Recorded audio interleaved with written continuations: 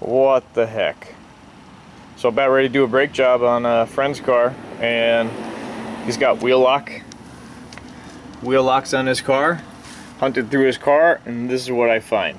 That is destroyed. So this is pretty common. So I gave him a call, and of course he wanted to blame it on the dealership, the local dealership, but this is not what happened. So he had tires put on at a different shop, and man, they destroyed this. Hopefully these are not over torqued, because if they're over torqued, they also will not come out, and you need a special tool to remove them. I got to go to work and get a backup set of one of these and hopefully take them out. But you always want to check, if you do have wheel locks after you have tires put on, that they did not destroy your wheel lock key. This is pretty sad. This is a tire shop just hammering away, so I would imagine that all of these are going to be over torqued. Over torquing your wheel can lead to brake vibrations. Guess what he's here for? He's here because he has a really bad brake vibration. So this actually might be contributed to over torquing of your wheel. So just as a side note, make sure to torque your wheels to specification. These here I usually torque to about 120 Newton meters, and then these wheels on an X5 I believe are 150 to 160 Newton meters.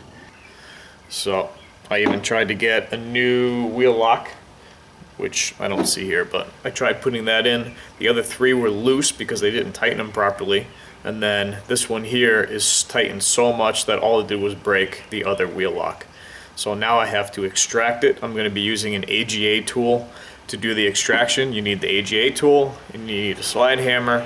It's kind of a pain in the butt, but I'm going to make this happen, and hopefully I can get this brake job done so that my friend can tow his bikes on his trip on Monday. Alright, let's see if we can do this. Now the way these wheel locks work, they have this cone on them here and it spins. So if someone was trying to steal your wheels or your rims, they would hammer something on and then rip them out. Well, you can't, because if you hammer something on, it will just spin and they still can't steal your rims. So that's what makes this even more difficult to extract. I actually have to use a tool that grabs it here, pulls it off. Behind here is a spline section where you can hammer something in and then hopefully extract it. But if a wheel shop over tighten this, a lot of times the splines strip right out. So I have to use another tool to hammer on to then extract it. That's probably how this is going to go. This is the tool I'm going to have to use here. AGA sells it. It's AGA-WLRT.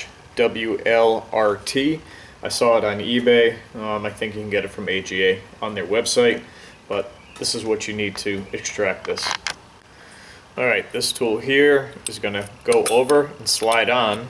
I'm going to tighten this down here. This is going to screw on and it pulls into this sleeve. The sleeve then tightens, and then I need a slide hammer to attach to this end, and then as it pops off, this head should come off. In theory, sometimes it does take a few tries to get this to happen. Slides over. You want the lettering facing up. I'll have to tighten this down so it grabs it.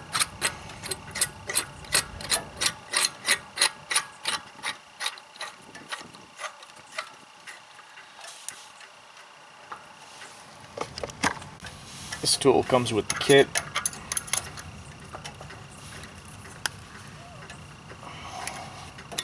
A lot of times you have to tighten this up quite a bit. So you can use a pair of channel locks, and while holding this you're going to tighten.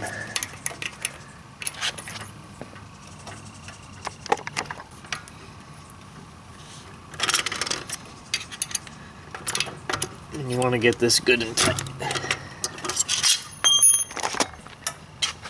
Alright, hopefully that is tight enough. I did move the camera so I had room. Then you need a slide hammer.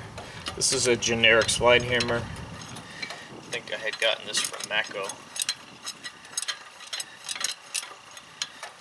That's nice because it just slides right in, bottom and out, and then hopefully the head comes off, and then repeat. If it does not, you have to get a little bit tighter. Beautiful. That came out. So there's that head right there. One swing. That's awesome. Alright, let me show you in there. You can see right there, that's the other side. On the other side of that head, there's actually some splines.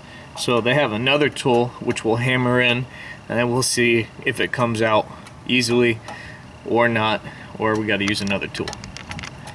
What a crappy day. Everything's all wet, so this is going to be a very uncomfortable brake job. But this is the spline right here, and then this should be, I think this is a 17 on this side. So we just line that up, hammer it in. And a lot of times the act of hammering this can sometimes break that tension.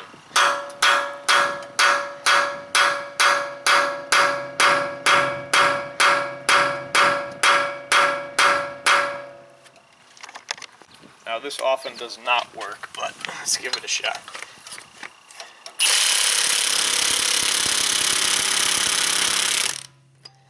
Nope. Alright, time for a breaker bar. This is a tool I recommended before, Easy Red MR34. I love this because it has this lock and it becomes a giant breaker bar. And then I do have a snap-on adapter here, which changes it from 3/4 to 1/2 inch. Snap-on GLASF is what it shows on it. And a lot of times though the angle is wrong and this will just strip or twist, but we'll give it a shot and then we'll move on to the other tool if I have to. Let's see if this works.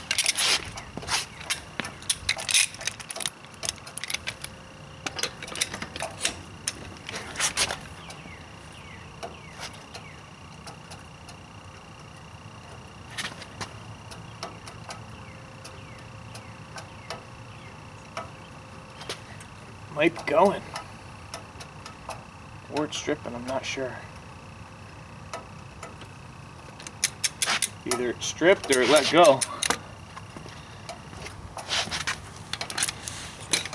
Oh, I might have gotten it. No way. It usually never happens. Usually I got to not using a different tool. Awesome, look at that. I actually got it. So that's the spline section there, hammered in. And then that extracted it. So the tool actually worked right. Let me show you the other tool I would have had to use so you know.